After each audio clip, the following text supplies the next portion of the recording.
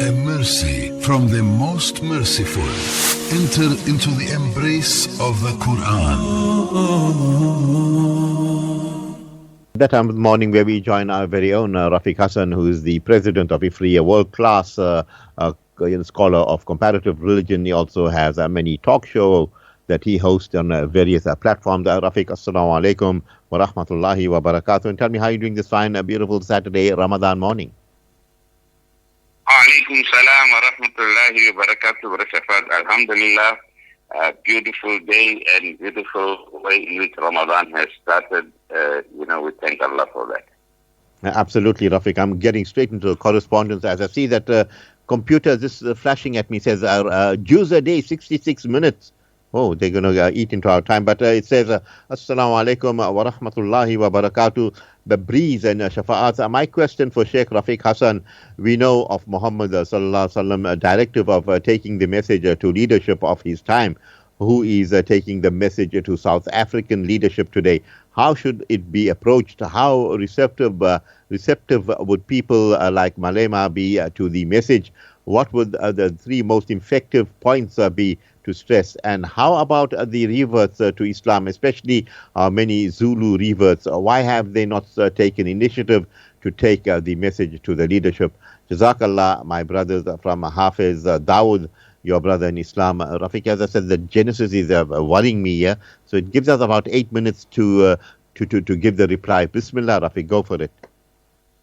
Bismillah ar-Rahman ar-Rahim, alhamdulillah rabbil alameen, wa salatu wasalam khataman nabiyyin wa ba'd. Well, Brother Shafat, I think it's a very important question, taking Islam to the leadership.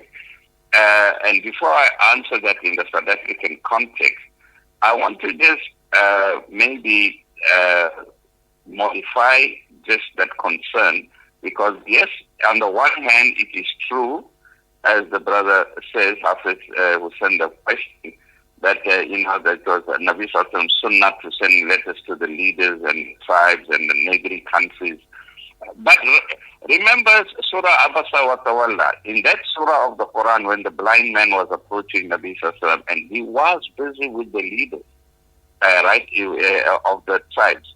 And obviously, you can't disturb somebody. It's ethics, when he's busy with anybody. But here now, the blind man wanted attention while Rasulullah was busy with the leaders. But Allah subhanahu wa ta'ala tells the Prophet that attend to the blind man as well. So what we learn from this, while you are doing dawah to the leaders, you can't ignore the people on the ground, the ordinary, Joe and Sim out there. So let us keep this point in mind while I'm discussing. The focus must be both. We have to be doing both, Brother Shafat. To dawah to the leadership in any place, or the tribal leaders or elders, or leaders of communities and governments.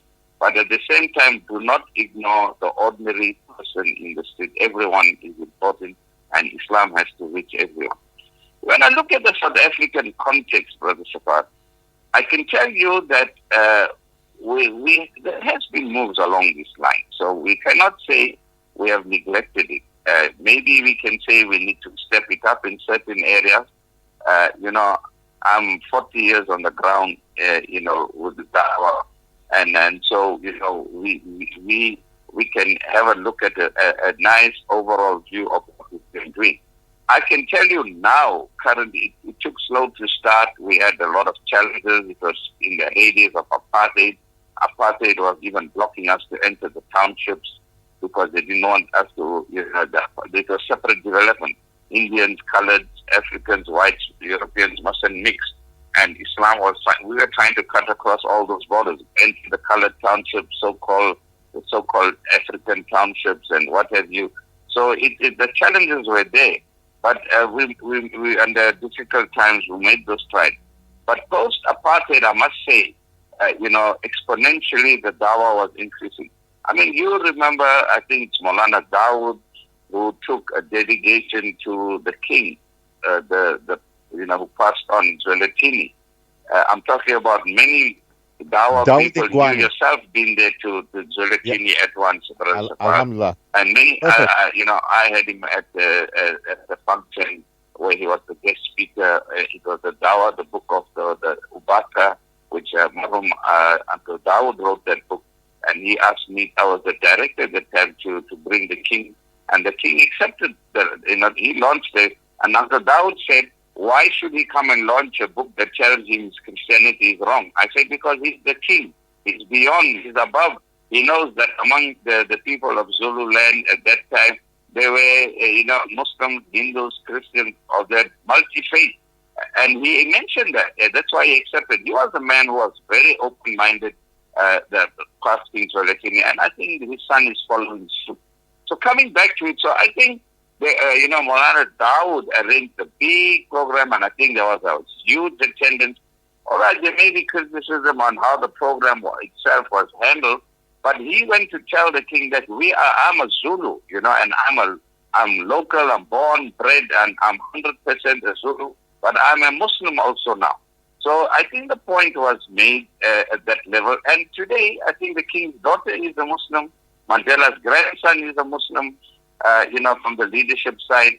Many in the political circle, I must say, have accepted Islam, the ANC and other political parties. Must not in the PAC, the ANC, there were a lot of influences, and a lot of them accepted Islam, as due to Dawa efforts. In the PAC, the two brothers, that the one Gora was, Ibrahim, and Ibrahim was with the ANC, and Gora Ibrahim was the PAC. And if you talk to the PAC, Azapu and Apla, those groupings, you'll find that there was a very strong Islamic Dawa influence, which many of them were Muslims. They didn't want to change the names and tell you, but the work was being done. What I think, Brother Shafad, there are two sectors. When I look now, there is work going on. I think we need to focus more and get specialized people for the different sectors, because you've got to have the right people talking to the right audience. This is very important in Dawa, right? And the right approach. What is still being neglected, I feel, is the Afrikaner community. I think that community and the colored community, so-called Afrikaner and so-called colored community or European community, you can say Afrikaner stroke European community, and the so-called colored community.